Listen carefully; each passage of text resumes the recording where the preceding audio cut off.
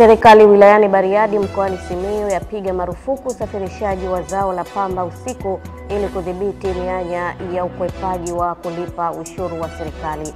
Na katika michezo, Waziri Mkuu wa Jamhuri ya Muungano wa Tanzania Mheshimiwa Kassim Majaliwa atembelea uwanja wa Benjamin Mkapa na kusema ameridhishwa na hatua kubwa ya maboresho. Naam, habari za asubuhi mtazamaji wa Channel 10 popote pale ulipo, karibu kwenye taarifa ya habari upande wa habari za kitaifa na habari za michezo na burudani kwenye kipindi hiki cha asubuhi njema. Msomaji wako ni mimi Fatma Hassan. Serikali wilaya ya Bariadi mkoani Simiyu imepiga marufuku usafirishaji wa zao la pamba usiku ili kudhibiti mianya ya ukwepaji wa kulipa ushuru wa serikali kwa baadhi ya kampuni za ununuzi wa zao hilo, huku akiagiza kusimamiwa kwa vyama vya msingi vya ushirika AMCOS ili wakulima wapate stahiki zao bila kuibiwa. Aidan Mhando ana taarifa zaidi. Mkuu wa wilaya ya Bariadi ambaye pia ni mwenyekiti wa kamati ya mazao ya wilaya hii, Simon Simalenga, anatoa maagizo haya katika baraza la madiwani la halmashauri ya wilaya ya Bariadi, ambapo pamoja na mambo mengine anasema mwisho wa usafirishaji wa zao la pamba ni saa 12 jioni na kwamba baada ya muda huo zao hilo halitakiwi kusafirishwa, na ikibainika maagizo hayo kutotekelezwa, hatua kali za kisheria zitachukuliwa kwa wanunuzi watakaokamatwa. Pamba haitasafirishwa zaidi ya saa 12. Kwa hiyo haitarajiwi kampuni fulani itoke na mzigo wa pamba kutoka kata fulani kuanzia zaidi ya saa 12 kuelekea sehemu nyingine. Msimu wa ununuzi wa pamba umeanza, na twendeni tukavisimamie vyama vya msingi kwa maana ya AMCOS kwenye maeneo yetu, ili wakulima ndio wakawe wanufaika ambao ndio waliohangaika na kilimo hicho, badala ya kuacha viongozi wa AMCOS wakinufaika wao kama wao. Wakizungumzia hatua hiyo, baadhi ya madiwani, wananchi na wakulima wa pamba wanasema hatua hiyo itasaidia kudhibiti mianya ya upotevu wa fedha za halmashauri zinazotokana na ushuru wa pamba. Pamba unapotoresha usiku, mara nyingi ulinzi unakuwa haupo, lakini kwa mchana naamini kwamba ulinzi unakuwa upo imara, kwa maana kwamba hawezi akatoa mnunuzi wa pamba akatoa bila kutoa ushuru, kwa sababu itakuwa ni mchana kweupe. Wawe na utaratibu wa kuweka utaratibu wa usafirishaji wa pamba, tukianzia na masaa ya asubuhi mpaka saa 12. Tutakuwa tumedhibiti hali kwa namna moja au nyingine. Tayari serikali imetangaza bei ya shilingi 1150 kwa kila kilo moja ya pamba, ambapo wakulima wa zao hilo hapa mkoani Simiyu wameanza kuuza. Kutoka Bariadi mkoani Simiyu, Aidan Mhando, Channel 10. Serikali ya wanafunzi ya Chuo Kikuu Huria cha Tanzania kimeiomba uongozi wa chuo hicho kuboresha mifumo ya mtandao ya kujifunzia ili kuondoa vikwazo vilivyopo kwa sasa vya kimfumo wa mtandao kwa ajili ya kujifunzia. Rola Simba anaarifu zaidi.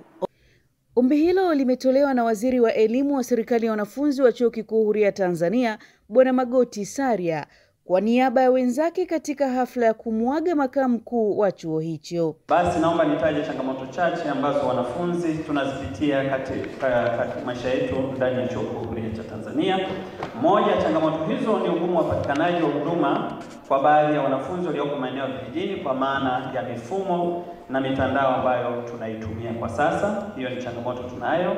Napenda kutoa mapendekezo yafuatayo: kuendeleza na kuwekeza katika teknolojia zaidi, kwa maana hali hiyo imarishwe, kuimarisha mafunzo kwa watumishi wa vituo vya mikoa na huduma kwa wanafunzi ili kuboresha huduma hii. Waziri wa dawati la jinsia wa serikali ya wanafunzi wa Chuo Kikuu Huria Tanzania, Caroline Robinson, akazungumzia kuhusu uwekezaji wa majengo ya chuo hicho. Ujenzi na ukarabati wa majengo mbalimbali. Tuna mifano michache. Tuna Manyara, tuna Lindi, tuna Mtwara na mingine. Lakini pia ndugu makamu mkuu wa chuo, tunatambua ya kwamba mradi ambao unaendelea katika senta mbalimbali au katika kanda katika nchi yetu, mradi wa HIT ili kwamba wanachuo wanaomaliza katika Chuo Kikuu Huria cha Tanzania, hasa wale wanaosoma masomo ya sayansi, waweze kufanya masomo ya vitendo katika maeneo rafiki ambayo ni karibu na mikoa yao, na hilo ni moja ya jambo ambalo ni kubwa sana ambalo tunalifurahia na tutaendelea kulifurahia na kukumbuka uongozi wao. Makamu mkuu wa chuo hicho anayemaliza muda wake Profesa Elfas Bisanda akatumia wasaa huo kupongeza jitihada za umoja wa serikali hiyo ya wanafunzi katika kuunga mkono jitihada za chuo hicho, huku rais wa serikali ya wanafunzi Felix Lugeyam akasifu utendaji kazi wa makamu mkuu wa chuo hicho. Nawasapoti wanafunzi wenzenu. Nilizungumza hili jambo kwenye kikao na vice chancellor wenzangu, wakabaki wameshangaa. Nikaambia sisi wanafunzi wanatoa pesa, mfuko wa pesa kusaidia wenzao walioshindwa kulipa ada. Kiuongozi umetimiza kila lililohitajika. Umekuwa kiongozi mwema. Haukuwa mtawala, maana watawala huwa wanatoa maelekezo. Kiongozi huwa anawashika mkono wenzake, anaenda nao. Hili umelionyesha sana katika kipindi chote cha miaka 10 ambacho umekuwepo kama makamu mkuu wa chuo. Umetuongoza vizuri kama serikali ya wanafunzi, umeiongoza vizuri management, wao wasiposema mimi nakwambia ndugu yangu. Kutoka Dodoma, Roda Simba, Channel 10. Kufuatia azimio la bunge la kuitaka Wizara ya Ardhi, Nyumba na Maendeleo ya Makazi kupitia tume kukamilisha programu ya uandaaji wa mpango wa matumizi bora ya ardhi kwenye vijiji 333 kote nchini, wakazi wa kijiji cha Mkundiambaru kilichopo wilaya ya Lushoto wameridhia utaratibu huo katika mkutano uliofanyika kijijini hapo. Raya Kipingo ndio mwenye undani wa taarifa hii. Wananchi wa kijiji cha Mkundiambaru kilichopo kata ya Mnazi wilaya ya Lushoto mkoani Tanga wamekuwa wakipitia changamoto ya uvamizi wa wanyama kutoka hifadhi ya Mkomazi, hali iliyosababisha kukosa mazao ya uhakika. Matumizi bora ya ardhi yatatusaidia sana katika kijiji chetu. Lakini katika maeneo mbalimbali ambayo tumeyatenga, tumepitisha hukumu ndogo ndogo ambayo atakiuka atapigwa faini ambazo tumezipitisha. Nishukuru serikali kwa mpango huu ambao imekuja kutuelimisha. Tumeshaelimika, kwa hiyo sasa hivi tunaenda kupunguza migogoro yote ya kijiji hiki. Baada ya sisi kutoka hapa na mpango kupita kusainiwa kule kwenye ngazi husika, inaruhusiwa mtu mmoja kama hajapata ile ruzuku ya kupimiwa wote, mtu mmoja anaweza kaanza kutoka sasa na kwenda kuomba kupimiwa kipande chake cha ardhi na kujikwamua kiuchumi. Ndio lengo letu la serikali kwamba watu wajikwamue. Kisha ukaelezwa mkakati wa kuondoa migogoro ya wananchi na wanyama ambao ni muhimu katika vijiji ambavyo vinapakana na hifadhi za wanyamapori. Hifadhi ya Mkomazi inapakana na hivi vijiji ambavyo tunaangalia mipango ya matumizi ya ardhi. Tunaondoa hizo changamoto kwa maana kwamba tunatenga maeneo kwa ajili ya matumizi mbalimbali. Tunatenga maeneo kwa ajili ya malisho, kwa ajili ya makazi, kwa ajili ya kilimo na kwa ajili ya ufugaji wa wanyamapori kwa maana ya WMA. Kutoka Tanga, Raya Kipingu, Channel 10. Jamii kote nchini imeaswa kujijengea tabia ya kuwatembelea na kuwapatia zawadi mbalimbali watu wanaotumikia adhabu katika magereza na mahabusu, ikiwa ni sehemu ya kuwafariji na kuwakumbusha kuwa adhabu wanayopitia wakiwa ndani humo haina lengo la kuwatenga, bali ni sehemu ya mafunzo kulingana na makosa walioyatenda na kwamba wana haki sawa na watu walioko uraiani. Ahmad Nandonde anaripoti. Akizungumza wakati wa kutembelea gereza kuu la Lindi, mrajisi wa vyama vya ushirika mkoa wa Lindi Kenneth Shemdoe amesema uamuzi wa kuwatembelea wafungwa na kuwapatia zawadi ni sehemu ya 7 ya ushirika inayolenga kutoa kwa jamii kile walichozalisha, lakini pia ni somo kwa jamii kuwa anayetumikia adhabu ya kifungo hapaswi kutengwa bali anapaswa kuhurumiwa. Tumekuja magereza kwa sababu tunajua kwamba wenzetu hawa wa magereza wana hayo mahitaji. Na kwa kuwa wana hayo mahitaji, tumeona ni sehemu sahihi ya kuleta. Na huu ndio umekuwa utaratibu wetu kwa ushirika.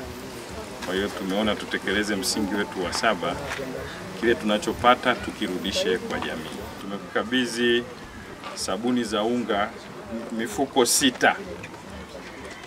lakini tukakabidhi nyembe katoni 1, lakini tumekabidhi mafuta ya kupaka katoni 1, lakini sabuni ya vipande boksi 1. Kama wanaushirika tumeguswa na huu msingi namba 7 kwa kuijali jamii, kwa kufika na wao wasijikute kwamba kuja kwa hapa kama ni kutengwa na jamii, na ndio maana sisi tumeguswa kwamba bado tunajua kwamba hawa ni ndugu zetu, wakirudi manake tayari watakuwa kwenye vyama vyetu vya ushirika. Naye mkuu wa gereza kuu la Lindi akizungumza baada ya kupokea msaada huo ametoa shukrani zake za dhati kwa uongozi wa vyama vya ushirika mkoa, hivyo akawaomba wananchi wengine kujijengea utaratibu wa kuwatembelea ndugu jamaa na marafiki walioko gerezani, kwani jeshi hilo limeweka utaratibu mzuri unaoruhusu jamii kutembelea wafungwa.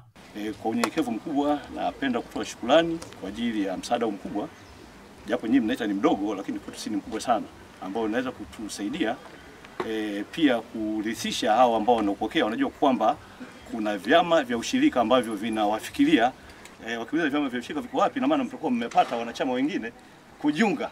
Ahmad Nandonde, Channel 10, Lindi. Waziri wa Ardhi, Nyumba na Maendeleo ya Makazi Deogratus Ndejembi amewataka watumishi wa wizara hiyo kuhakikisha wanatoa huduma kwa wananchi bila ya kujali hali zao za kiuchumi. Koringe Mongi anaripoti. Waziri Ndejembi ameitoa rai hiyo hapa jijini Dodoma wakati alipokuwa akifunga kikao cha baraza la wafanyakazi wa Wizara ya Ardhi, Nyumba na Maendeleo ya Makazi. Tuhakikishe kila mwananchi, haijalishi hali yake, mnyonge, asiyekuwa na uwezo, kama haki ni yake apewe. Hati yake ameitaka imekwama apewe.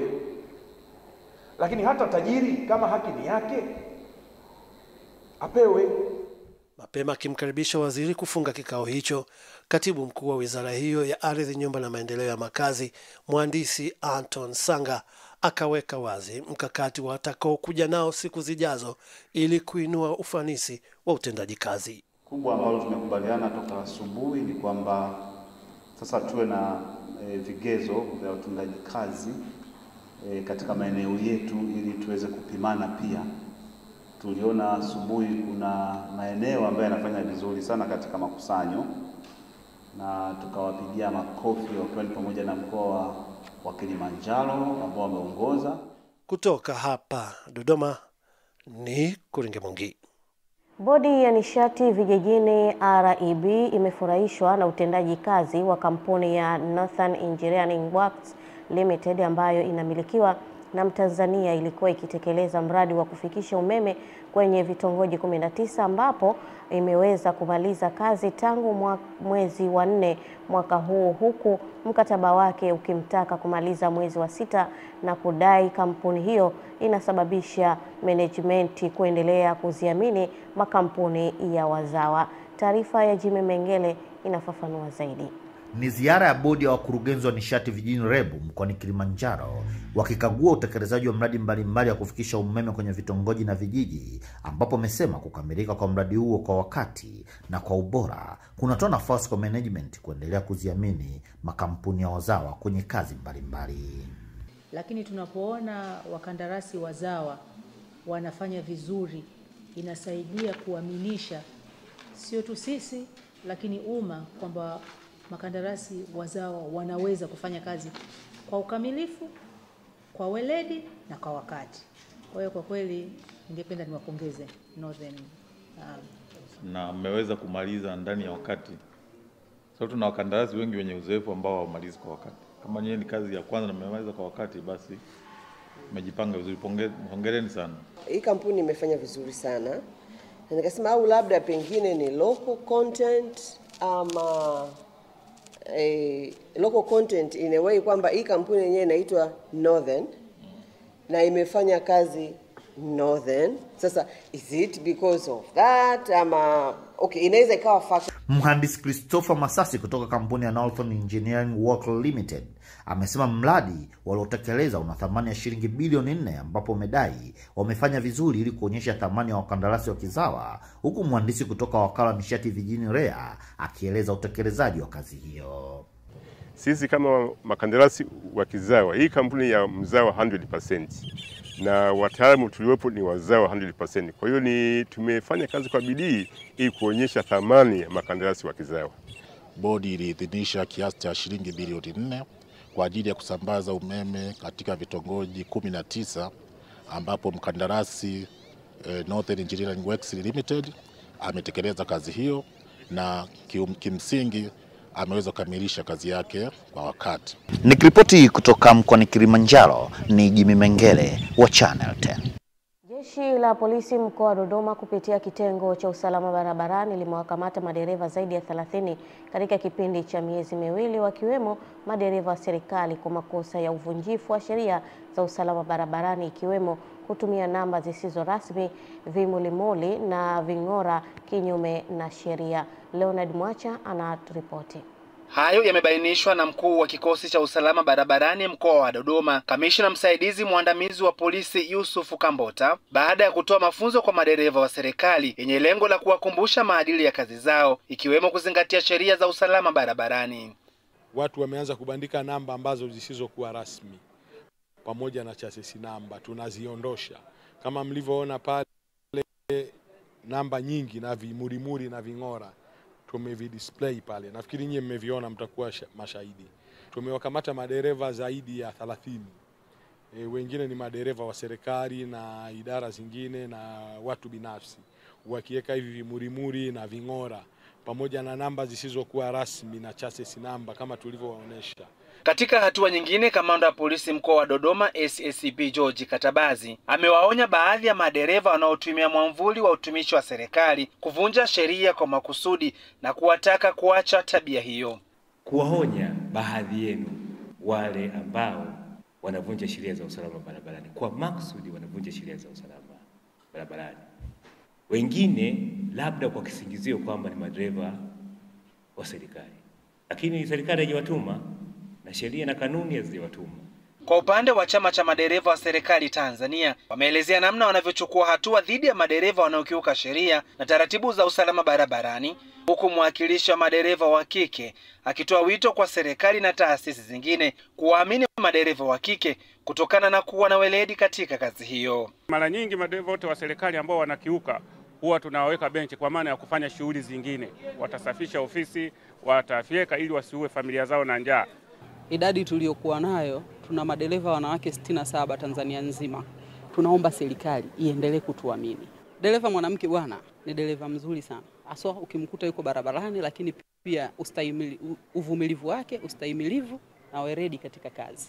Kutoka Dodoma, Leonard Mwacha, Channel 10. Tatizo la ukosefu wa darasa kwa wanafunzi wenye mahitaji maalum katika shule ya msingi Uswa yenye wanafunzi mchanganyiko iliyopo wilaya Hai mkoani Kilimanjaro limetatuliwa na benki ya CRDB baada ya kujenga darasa moja na madawati yaliyogharimu kiasi cha shilingi milioni 25. Tadeo Masawe anaripoti kutoka wilaya Hai mkoani Kilimanjaro. Akikabidhi darasa hilo, mwenyekiti ya bodi ya wakurugenzi ya benki ya CRDB Neema Mori amesema msaada huo ni katika kutekeleza kwa vitendo sera yao ya kuchangia 1% katika maendeleo ya jamii, hususan kwenye sekta ya elimu, afya na utunzaji wa mazingira, ikiwemo upandaji wa miti.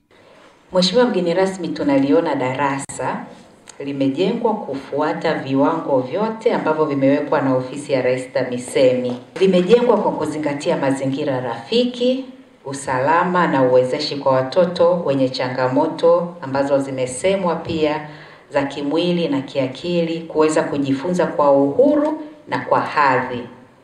Lakini pia huko ndani tumetoa na madawati yenye ubora ambayo yametengenezwa kwa kuzingatia mahitaji ya wanafunzi hawa. Kuna fedha pia ambazo tumezitoa ambazo zinatosha kabisa kununua magodoro 5 na runinga kwa ajili ya matumizi ya watoto katika darasa hilo.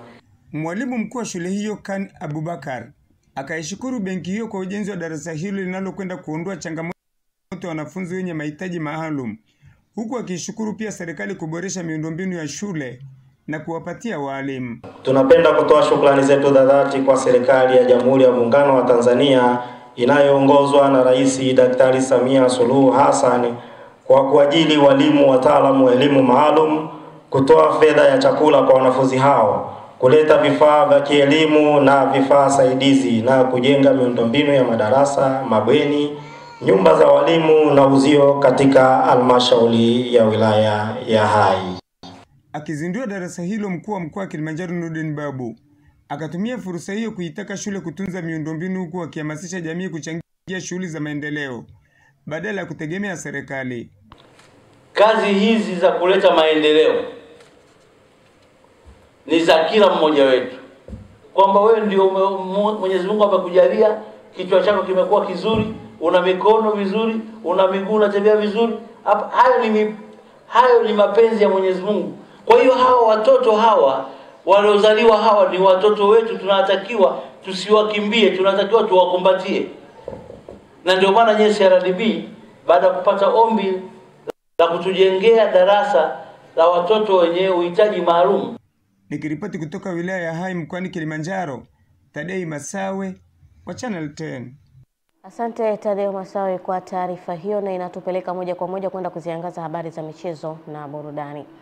Waziri Mkuu wa Jamhuri ya Muungano wa Tanzania Mheshimiwa Kassim Majaliwa jana alitembelea uwanja wa Benjamin Mkapa na kusema ameridhishwa na hatua kubwa za maboresho zinazoendelea kufanyika kwenye uwanja huo, ikiwemo eneo la kuchezea ambalo amesema limeimarika na liko tayari kwa matumizi. Tupate taarifa kamili. Akizungumza wakati wa ukaguzi huo, Mheshimiwa Majaliwa amesema ziara hiyo ni ya kawaida kupitia viwanja kuelekea michuano ya CHAN ambayo inatarajiwa kufanyika mapema mwezi wa 8, Tanzania ikiwa miongoni mwa nchi mwenyeji wa michuano hiyo. Ziara hii ni ya kawaida. Sasa tulianza kukagua Gymkhana Law School pamoja na Meja General Samuyo, tukaenda Zanzibar, narudi Mkapa, na Mkapa nitarudi tena kwa sababu bado package ni kubwa, na tutaenda Gombani ili kujiridhisha mkakati wa serikali wa kuhakikisha michezo inachezwa Tanzania unabaki kuwa ule ule, na kwa kuwa tumewapa wakandarasi wanawajibika kutupa taarifa za mara kwa mara. Kwa hiyo nimefurahi leo kusikia kwamba pitch ya Mkapa iko vizuri. Kuhusu taarifa za uwanja wa Benjamin Mkapa kutotumika kwenye mchezo wa fainali ya kombe la shirikisho, Mheshimiwa Majaliwa amesema walishtushwa na taarifa hiyo, lakini wao kama serikali hawawezi kuingilia maamuzi hayo, lakini uwanja huo uko tayari kwa matumizi. Sikia kwamba uwanja huo hautatumika, tulipata shock kuonekana kwamba labda watu wetu tuwapa kazi ya kutengeneza hawajawajibika. Lakini seme hatuingilii maamuzi ya shirikisho la mpira wa miguu Tanzania, hatuingilii maamuzi ya shirikisho la mpira wa miguu Afrika, wala hatuingilii maamuzi ya shirikisho la mpira duniani. Sisi jukumu letu ni kuimarisha miundombinu, na hapa tumekuja kukagua miundombinu, na bahati tumepata taarifa miundombinu hii inaweza kutumika hata leo na kuendelea. Muhimu ni pale ambako kunatokea dosari, watuambie kuna dosari, kwa sababu marais wetu Dr. Samia na Mheshimiwa Mwinyi wametenga fedha kutosha kuhakikisha kwamba ukarabati wa miundombinu hii wakati wote unafanyika ili mashindano yaje kuchezeka Tanzania. Mimi ni Juma Abdurrahmani na hii ni Channel 10. Juma Abdurrahmani. Na tukiangalia kwa upande wa mchezo ambao umeweza kuchezwa jana usiku, wawakilishi wa Tanzania katika mashindano ya kombe la shirikisho barani Afrika, timu ya Simba imepoteza mchezo wake wa kwanza fainali ambayo ni magoli 2-0, mchezo uliochezwa uwanja wa Stade Municipal Berkane nchini Morocco. Simba ambao walikuwa ugenini walianza kuruhusu magoli 2-0 yaliyofungwa na Lamine Kamara dakika ya 4 kabla ya mshambuliaji wake bora kuongeza goli la pili, mchezo huo kumalizika kwa ushindani, huku benchi la ufundi la Berkane likionyesha kutoridhishwa na matokeo hayo.